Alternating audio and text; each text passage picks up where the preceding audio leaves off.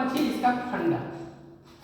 हम लोग भोजन किए, तो भोजन किए तो भाई उसको चिपचिपा बनाएगा ना तो आराम से निगलने में आसानी होगा।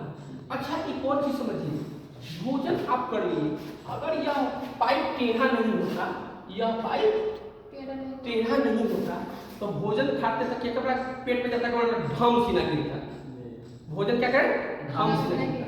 लेकिन देखिए भगवान भी कलाकारी की, कहे कि ससुरा इंसान है, ये खाएगा ढोल ढम, चूंकि तो रिसर्चर ना है, पृथ्वी का सबसे बड़ा मतलब इंसान है, पृथ्वी का सबसे बड़ा क्या है इंसान है, पृथ्वी में कोई सबसे बड़ा है तो क्या है इंसान है, चाहे वो वैज्ञानिक हो, साइंटिस्ट हो, डॉक्टर हो, इंजीनियर हो, चाहे किसान हो, है।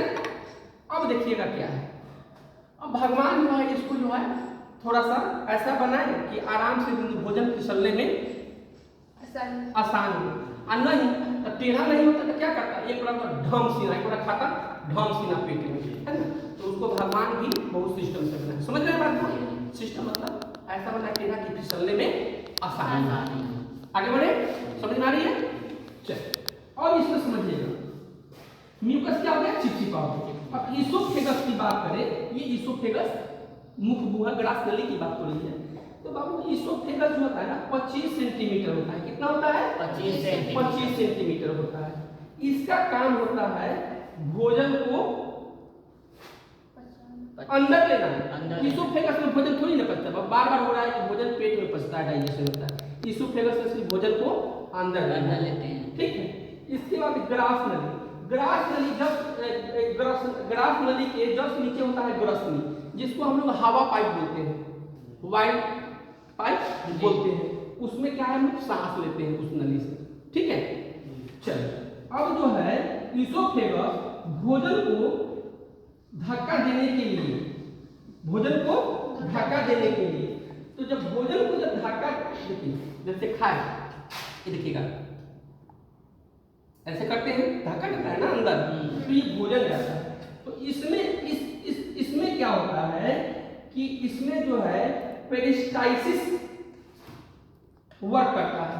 पेरिस्टाइटिस क्या है, ये कर्माणु कुंचन है, यह क्या होता है कर्माणु कुंचन। जैसे हम लोग भोजन लिए जी, कितनी जल्दी खाइएगा, वो अंदर अपने कर्माणु कुंचन द्वारा, क्रम द्वारा ही धीरे धीरे ही नीचे आएगा, ये नहीं कि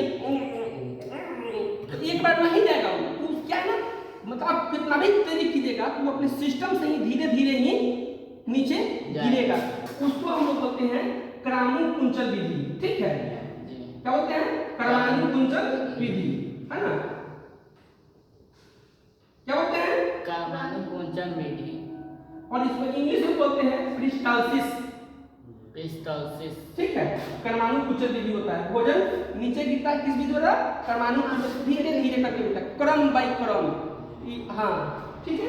अब आगे बढ़िए, अब मुंह से आने वाला भोजन पूरी तरह पचा नहीं होता है, मुंह से जो भोजन होता है वो पचा हुआ होता है नहीं होता है ना, मुंह से आने वाला भोजन पचा हुआ नहीं होता है, और पचा हुआ नहीं होता है जिसे हम लोग बोलस कहते हैं। बाबू ये देखो, ये समझो, सेव खा रहे हो अभी मान लो, ठीक है, तो कुछ पिसा गया ना दांत में बाबू, मुंह में कुछ पिसा गया, तो उस पिसा हुआ चीज को क्या बोलते हैं बोलस, बोलिए तो बोलस। कोई भी चीज खा रहे हैं जो मुंह से अंदर ले रहे हैं, मतलब निगल रहे हैं, वो निगला हुआ चीज कहलाता है बोलस, बोलिए तो बोलस। वो पूरा पचा हुआ नहीं होता है। अब आगे बढ़ते हैं, मुंह से जिसे बोलस कहते हैं, क्या बोलते हैं बोलस।